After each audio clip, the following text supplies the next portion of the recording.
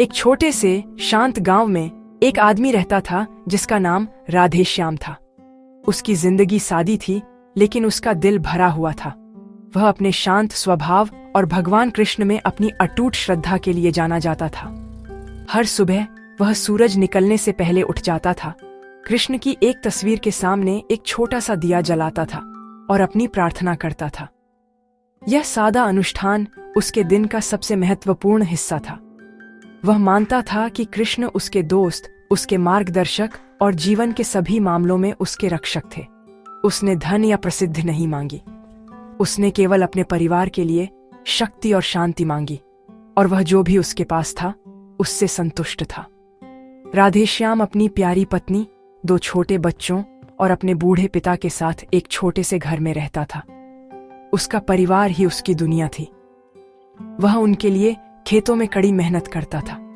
शाम को वे सब एक साथ बैठते थे और वह अपने बच्चों को धर्म ग्रंथों से कहानियां सुनाता था, खासकर भगवान कृष्ण की बुद्धिमत्ता और करुणा के किस्से। उसका घर प्यार और हंसी से भरा था। उसने अपने बच्चों को ईमानदार रहना, अपने बड़ों का सम्मान करना और हमेशा विश्वास रखना सिखाया। वह मानता था कि जो परिवार एक साथ प्रार्थना करता है वह साथ रहता है, और उसका जीवन इस सादे सुंदर दर्शन का एक प्रमाण था। एक दिन उनके खुशहाल घर पर एक साया पड़ गया।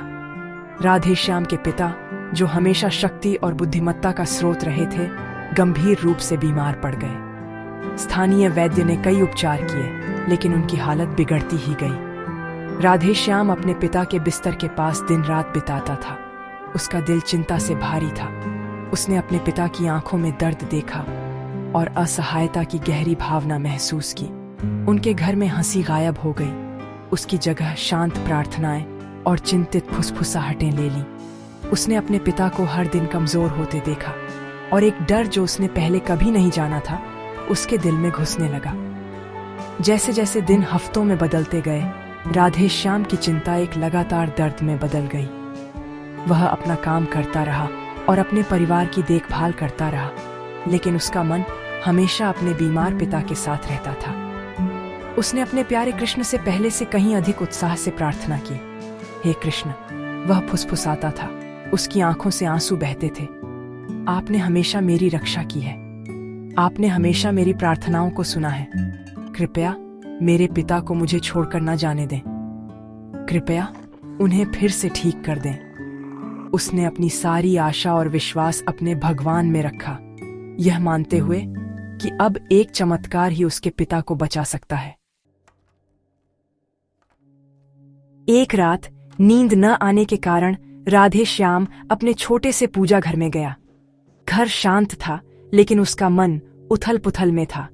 वह घुटनों के बल गिर गया, हाथ जोड़े और कृष्ण से बात करने लगा, जैसे कि वह वहीं खड़े थे। मेरे प्रभु, मैंने कभी अपने लिए कुछ नहीं मांगा। मैंने हमेशा वही स्वीकार किया है जो आपने मुझे दिया है, लेकिन आज मैं अपने पिता के जीवन के लिए आपसे भीख मांगता हूँ। वह एक अच्छे आदमी हैं, वह हमेशा दयालु रहे हैं। कृपया अपनी दिव्य शक्ति का उपयोग करें और उन्हें ठीक करें। मैं उन्हें खोने का विचार सहन नहीं कर सकता। कृपया मुझे अपनी दया दिखाएं। अपनी प्रार्थना की गहराई में उसने कमरे में एक दिव्य उपस्थिति महसूस की। एक कोमल आवाज, शांत और करुणा से भरी, सीधे उसके दिल से बात करती हुई लगी। यह कृष्ण की आवाज थी। राधेश्याम, आवाज ने कहा, मैं तुम्हारी प्रार्थनाएं सुनता हूं, मैं तुम्हारा दर्द महसूस करता हूं, लेकिन प्रकृति के कुछ नियम ऐसे हैं जिन्हें मैं भी नहीं बदल सकता। जीवन और मृत्यु का चक्र एक ऐसा ही नियम है। यह एक सार्वभौमिक सत्य है जो हर जीवित प्राणी पर लागू होता है। मैं तुम्हारे पिता को अमर बनाने की तुम्हारी इच्छा पूरी नहीं कर सकता, क्योंकि यह दुनिया का तरीका नहीं है। राधेश्याम का दिल डूब गया और उसकी निराशा गुस्से में बदल गई। क्यों? राधेश्याम चिल्लाया। उसकी आवाज निराशा से भरी थी। आप भगवान हैं, आप कुछ भी कर सकते हैं। मेरी भक्ति का क्या फायदा अगर आप मेरी सबसे बड़ी जरूरत के समय मेरी मदद नहीं कर सकते? आप दूसरों के लिए चमत्कार करते हैं, मेरे लिए क्यों नहीं? मेरे पिता के लिए क्यों नहीं? उसका विश्वास, जो कभी एक ठोस चट्टान था, अब खिसकती रेत जैसा लगने लगा। उसे धोखा महसूस हुआ और वह अकेला महसूस करने लगा। उसके आउटबर्स्ट के बाद की खामोशी भारी थी और उसे शून्यता की गहरी भावना महसूस हुई। उसने एक ऐसे भगवान में विश्वास किया था जो सभी समस्याओं को हल कर सकता था, और अब वह विश्वास टूट रहा था। कृष्ण की कोमल आवाज लौटी, गुस्से से नहीं बल्कि समझ के साथ। राधे श्याम, तुम्हारे पिता के लिए तुम्हारा प्यार तुम्हारी बुद्धि को ढक रहा है। मैं वह चमत्कार नहीं करूंगा जो तुम मांगते हो, लेकिन मैं तुम्हें एक काम दूंगा। यदि तुम यह काम पूरा कर सकते हो तो मैं तुम्हारे अनुरोध पर फिर से विचार करूंगा। दुनिया में जाओ, तुम्हें एक ऐसा घर खोजना होगा, बस एक, जिसने कभी मौत न देखी हो। उस घर से मुझे मुट्ठी भर सरसों के बीज लाओ। यदि तुम ऐसी जगह पा सकते हो, एक ऐसा घर जो नुकसान से अछूता हो, तो मैं तुम्हारे पिता को अनंत जीवन दूंगा। यह काम अजीब लग रहा था, लेकिन इसने राधे श्याम को उम्मीद की एक किरण दी। एक नए उद्देश्य से भरकर राधे श्याम अगली सुबह ही निकल पड़ा। वह कृष्ण का काम पूरा करने और अपने पिता को बचाने के लिए दृढ़ था। वह अपने गांव के पहले घर गया, जो एक अमीर व्यापारी का भव्य घर था। उसने दरवाजा खटखटाया और अपनी खोज बताई। क्या आप मुझे मुट्ठी भर सरसों के बीज दे सकते हैं? उसने पूछा। लेकिन तभी जब आपके परिवार में कोई कभी मरा न हो। व्यापारी की पत्नी ने उसे उदास आंखों से देखा। मेरे प्यारे बेटे, उसने धीरे से कहा, हमारे पास बहुत सारे सरसों के बीज हैं, लेकिन हमने अपने सबसे बड़े बेटे को कई साल पहले बुखार से खो दिया था। मैं तुम्हारी मदद नहीं कर सकती। राधे श्याम ने उसे धन्यवाद दिया और आगे बढ़ गया। वह घर घर गया, सबसे अमीर घरों से लेकर सबसे गरीब झोपड़ियों तक। हर जगह जहां वह गया, कहानी वही थी। एक आदमी ने उसे अपनी पत्नी को खोने के बारे में बताया। एक जवान औरत ने अपने दादा के बारे में बताया जिनकी मृत्यु हो गई थी। एक बच्चे ने एक भाई बहन का उल्लेख किया जो अब उनके साथ नहीं था। हर परिवार के पास नुकसान की कहानी थी। हर दिल में किसी ऐसे व्यक्ति की याद थी जिसे वे प्यार करते थे और जो मर गया था। गांव, जिसे वह इतना अच्छी तरह से जानता था, अब साझा दुखों और शांत दुखों का एक संग्रह जैसा लग रहा था। उसकी खोज उसे पड़ोसी गांवों तक ले गई। वह कई दिनों तक चला। उसकी आशा हर बातचीत के साथ धीरे धीरे कम होती जा रही थी। वह जीवन के सभी क्षेत्रों के लोगों से मिला। एक सैनिक ने उसे युद्ध में खोए हुए साथियों के बारे में बताया। एक मछुआरे ने समुद्र में खोए हुए भाई के बारे में बताया। एक किसान ने एक बेटी के बारे में विलाप किया जिसकी जवानी में मृत्यु हो गई थी। कहानियां सभी अलग थीं, फिर भी वे सभी एक ही अपरिहार्य सत्य में समाप्त हुईं। मृत्यु हर घर में आई थी। उसे धन, उम्र या स्थिति की परवाह नहीं थी। यह एक ऐसा मेहमान था जो देर सबेर बिना किसी अपवाद के हर एक दरवाजे पर दस्तक देता था। अंत में थका हुआ और निराश राधे श्याम एक शहर के किनारे एक बड़े बरगद के पेड़ के नीचे बैठ गया। उसने सैकड़ों घरों का दौरा किया था और उसे एक भी ऐसा घर नहीं मिला था जो मृत्यु से अछूता हो। जिन सरसों के बीजों की उसे तलाश थी वे हर रसोई में थे, लेकिन कृष्ण ने जो शर्त रखी थी उसे पूरा करना असंभव था। जैसे ही वह वहां बैठा, सूरज को डूबते हुए देख रहा था, सच्चाई उसे समझ में आने लगी।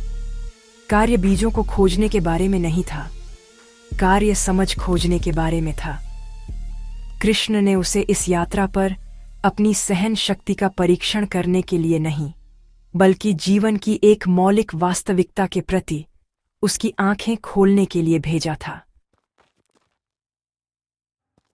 जैसे ही राधेश्याम अपने घर वापस आया, उसका दिल अब गुस्से या निराशा से भरा नहीं था। यह एक गहरी और शांतिपूर्ण समझ से भरा था। वह आखिरकार समझ गया कि कृष्ण उसे क्या सिखाने की कोशिश कर रहे थे। मृत्यु कोई सजा या अभिशाप नहीं थी। यह जीवन की यात्रा का एक स्वाभाविक, अपरिहार्य हिस्सा था। यह एक ऐसा सत्य था जो पृथ्वी पर हर एक व्यक्ति द्वारा साझा किया जाता था। वह एक ऐसे भाग्य पर रो रहा था जिसका सामना अंततः हर किसी को करना पड़ता है। उसका व्यक्तिगत दुख एक सार्वभौमिक अनुभव का हिस्सा था। इस एहसास ने उसके दुख को मिटाया नहीं, लेकिन इसने उसकी कड़वाहट को दूर कर दिया। जब वह लौटा तो वह सीधे अपने पिता के बिस्तर के पास गया। उसने अपने पिता के शांत सोते हुए चेहरे को देखा और शांति की भावना महसूस की। उसने अब बीमारी को जीतने वाली लड़ाई के रूप में नहीं देखा, बल्कि एक प्राकृतिक संक्रमण के रूप में देखा। उसने अपने पिता के साथ अपने अंतिम कुछ दिन एक चमत्कार के लिए हताश प्रार्थना में नहीं, बल्कि शांत प्यार और कृतज्ञता में बिताए। उसने उनका हाथ पकड़ा, पुरानी यादें साझा की और उन्हें आश्वासन दिया कि परिवार ठीक रहेगा। जब उसके पिता कुछ दिनों बाद शांति से चल बसे तो राधेश्याम रोया, लेकिन उसके आंसू प्यार और विदाई के थे, गुस्से या निराशा के नहीं। अंतिम संस्कार पूरे होने के बाद राधेश्याम अपने पूजा घर में लौट आया। उसने दिया जलाया और कृष्ण के सामने अपना सिर झुकाया। धन्यवाद मेरे प्रभु, उसने फुसफुसाया। उसकी आवाज स्थिर थी। मेरी इच्छा पूरी न करने के लिए धन्यवाद, बल्कि मुझे ज्ञान देने के लिए धन्यवाद। आपने मुझे मृत्यु के बिना एक घर खोजने की यात्रा पर भेजा, लेकिन ऐसा करने में आपने मुझे अपने दिल में शांति खोजने में मदद की। मैं अब समझता हूं कि हम नदी को समुद्र में बहने से नहीं रोक सकते। हम केवल उन पलों को संजो सकते हैं जो हमारे पास उसके किनारों पर हैं। उसका विश्वास बहाल हो गया, पहले से कहीं अधिक मजबूत और गहरा। राधेश्याम का जीवन चलता रहा। उसके पिता की अनुपस्थिति का दर्द बना रहा, लेकिन अब उसने उसे पंगु नहीं बनाया। वह जानता था कि अपने पिता की स्मृति का सम्मान करने के लिए उसे एक पूर्ण और सार्थक जीवन जीना होगा, जैसा कि उसके पिता चाहते थे। उसे अपनी पत्नी और बच्चों के लिए मजबूत रहना था। उसने सीखा कि मृत्यु को स्वीकार करना हार मानना नहीं है, यह जीवन के मूल्य को समझना है। यह वर्तमान को गले लगाना और साहस और प्यार के साथ आगे बढ़ना है, यह जानते हुए कि जबकि दुख हमारी कहानी का एक हिस्सा है, यह पूरी किताब नहीं है। जीवन अपनी सारी सुंदरता में चलता रहना चाहिए।